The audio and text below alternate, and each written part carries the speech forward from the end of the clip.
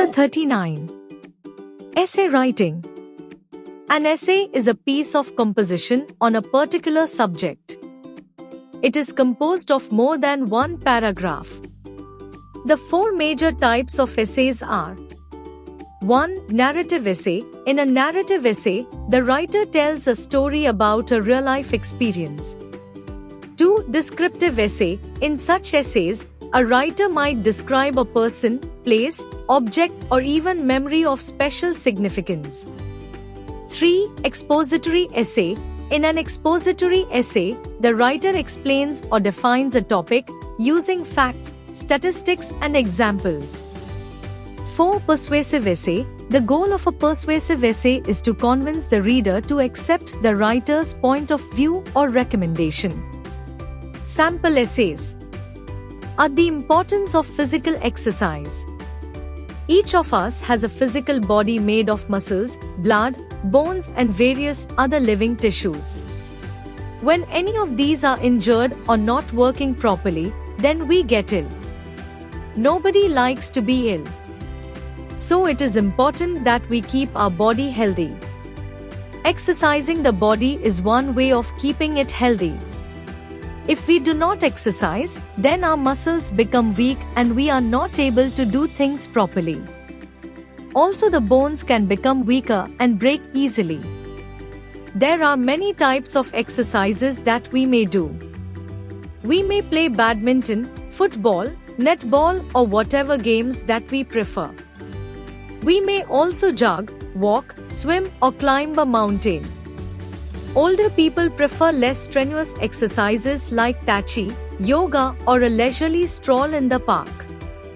For the really fit young people, there are rock climbing, gymnastics, and other physically demanding activities.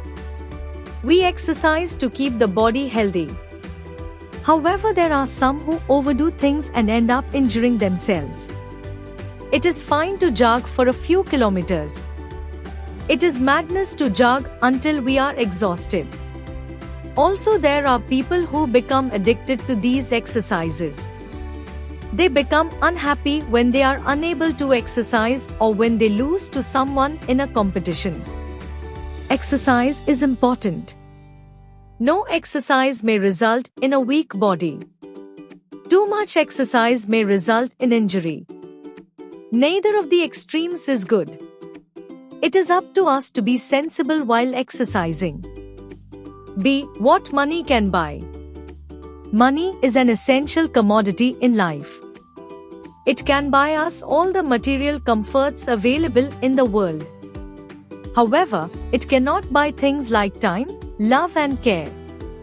It can only fulfill the outer needs of a person and not his or her inner needs.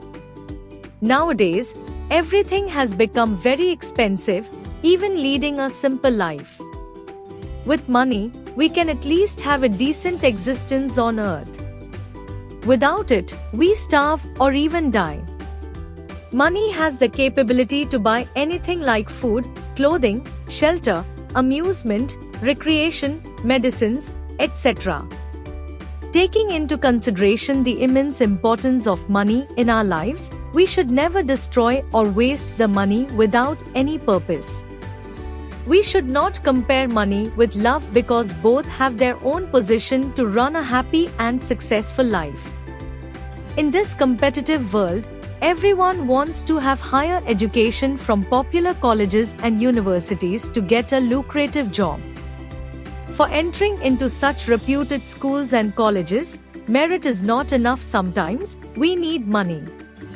A person needs money to fulfill the requirement of all the members of the family. We need money to buy each other gifts or celebrate festivals and occasions. Rich people of the society are given particular recognition and popularity. On the other hand, poor people live their life managing to square meals. They are despised and degraded. The change in status and position comes primarily because of money.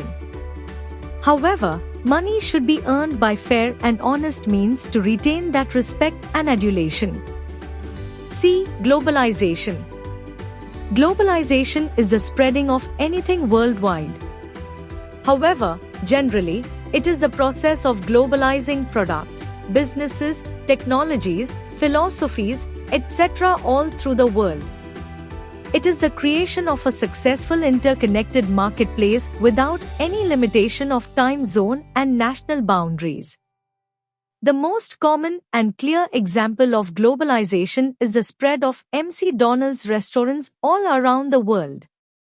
It became so successful in the worldwide markets because of its effective strategy adapting the culture of different countries in their menus to suit local tastes of people.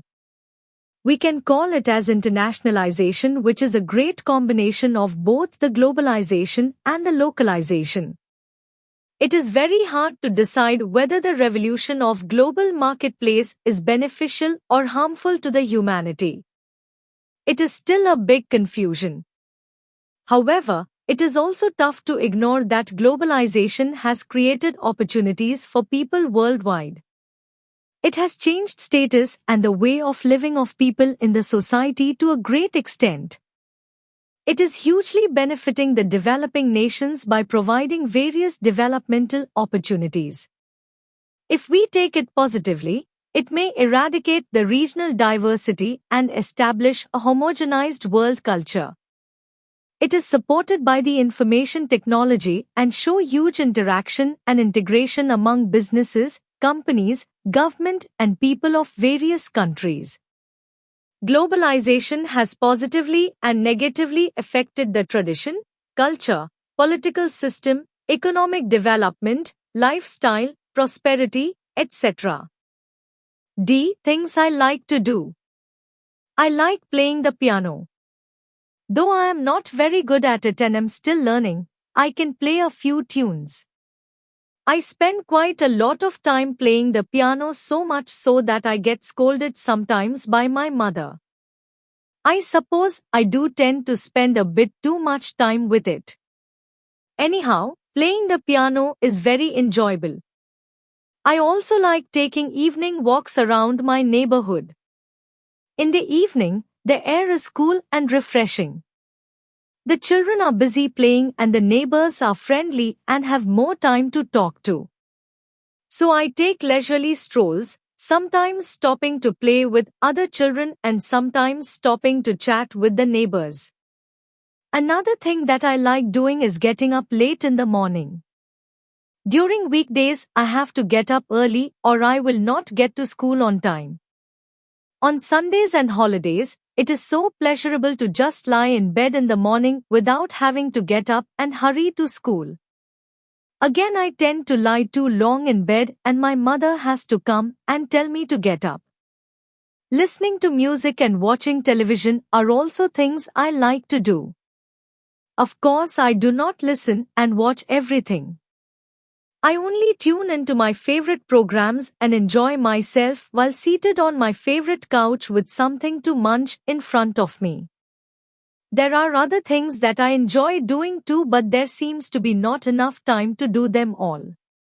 So I generally just stick to doing those I mentioned plus any others that I have time for. E. Good manners. Good manners can be defined as behaving well with courtesy and politeness to show correct public behavior to the people living in society. Men and women are distinguished and recognized in the society primarily by their good manners. A person is known in the society not only for his intelligence but also for his behavior and manners. Similarly, bad-mannered individuals repel us. Good manners are very important in our daily life and every parent must teach their children good manners and their importance in life. Good manners are required to create an effective interaction with friends as well as make a good impression on them. They help us to remain positive throughout the day.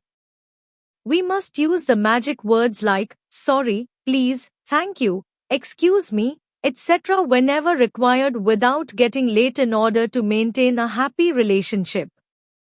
Parents must help their kids to essentially practice such words to behave well in everyday life. These words show the feelings of regret, happiness, gratefulness, appreciation and respect towards the people.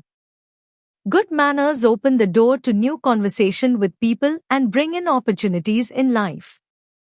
If someone talks to us rudely, we should be polite as rudeness creates rudeness. Practicing good manners is necessary to be a great and noble personality in the society. They maintains the positivity in our soul and mind. Our good behavior shows our ideal force of character. We should show respect and reverence to people to create positive environment. F. Floods and droughts.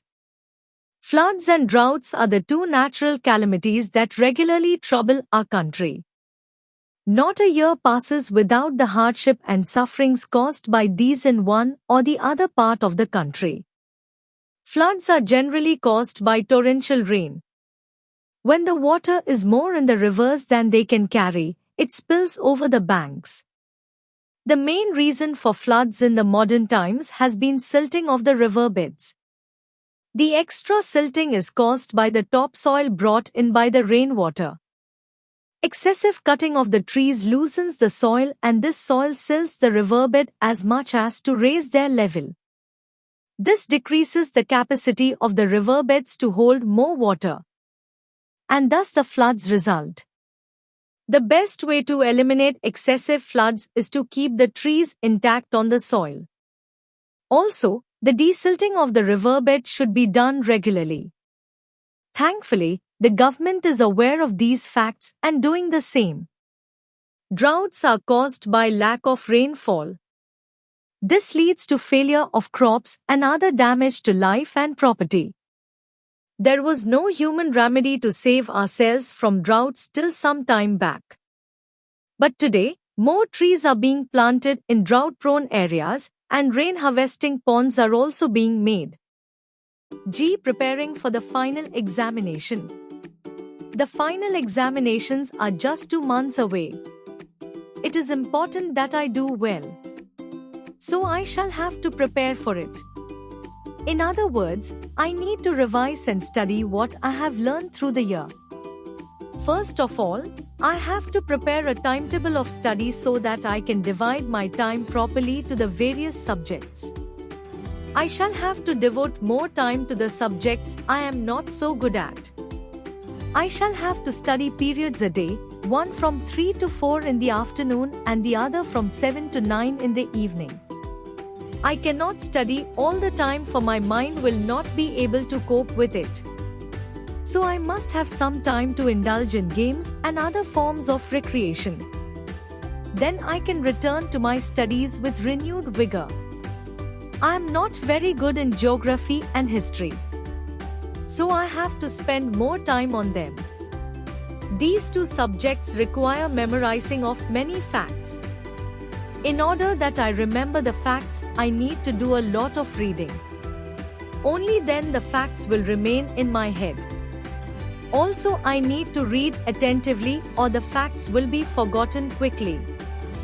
Other subjects require less memorizing, so I am all right with them. I only have to keep in touch with them and I should pass without any problem. One last thing is necessary. I shall have to cut out time-consuming activities like socializing with friends, shopping, watching television and lazing around the house. I can do these things again once the examinations are over. Meanwhile, it is action time. There is a battle to be won. H. Demerits of junk food. The term junk food means food which does no good to our health in any way. It is less nutritional and harmful to the body systems. Most junk food contain high level of saturated fats, sugar, salt and bad cholesterol, which are toxin to the health.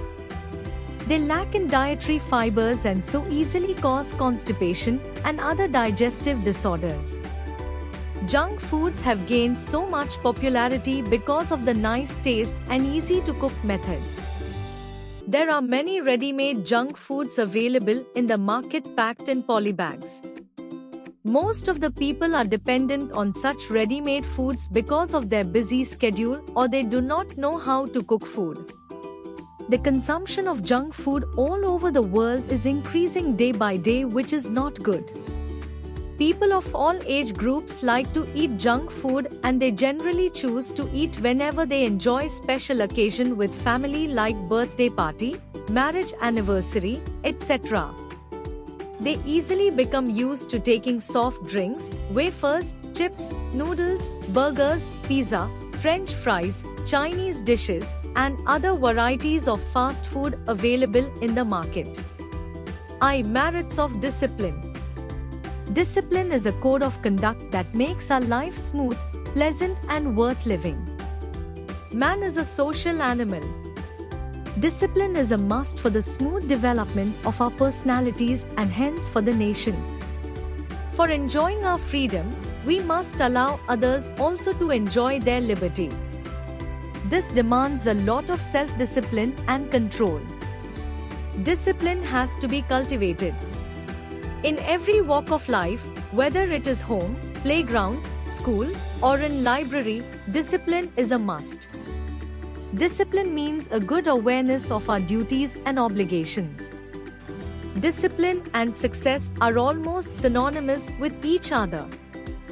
One cannot have even a little success without self-control. Discipline is of fundamental importance for a student, as the student life is the beginning of a career. If a student is not disciplined, his whole life would be ruined. He will not get success in his examinations. He will not achieve anything in life. Discipline is the fundamental base of good manners. Discipline is a real ornament of a gentleman. A disciplined student is he or she who is regular in his or her work and good habits. He or she is punctual in going to school and obeys his or her teachers and elders. He or she is never impolite and rude. The future of our students and the country depends on the quality of their discipline. A student of today is a parent and citizen of tomorrow. He helps in maintaining peace in the society. He has to show a good standard of discipline. He follows the rules of the road and leads a fruitful but disciplined life. A school is a place where all the virtues of a good citizen can be developed in a student. It is the discipline of its citizens which makes a country really great. Road safety. Every day many people are involved in road accidents. Some are killed. Many more are injured or maimed. So it is important for us to learn to use the roads properly and safely. No sane person would like to be involved in an accident. As the roads are very busy nowadays, we should be very careful when crossing one. It is safer to use a pedestrian crossing or an overhead bridge whenever one is available. Never cross a road by dashing across it. That is inviting trouble. If there are no crossings, then we must look carefully right and left and cross only when it is safe to do so. Some of us take bus to school. It is important that we do not try to get on or off a bus while it is still moving. Also, we must not fool around while in bus. A sudden lurch can send us knocking our heads against something hard. Using a bicycle can be dangerous too. We must pay attention on the road and never cycle too far out to the middle of the road. We must obey all traffic rules. Also, we must make sure our bicycles are in good condition with working brakes, lights, etc. These are some things we can do to avoid accidents. However, there is no guarantee that we will never be involved in one. The important thing is to stay alert at all times while using the roads. We must know what is happening around us. In that way, we can take necessary action to avoid danger whenever we see it. Road safety is up to how we use the roads. Use them carefully and we may be able to use them for a long time. Use them carelessly and we may never be able to use them again.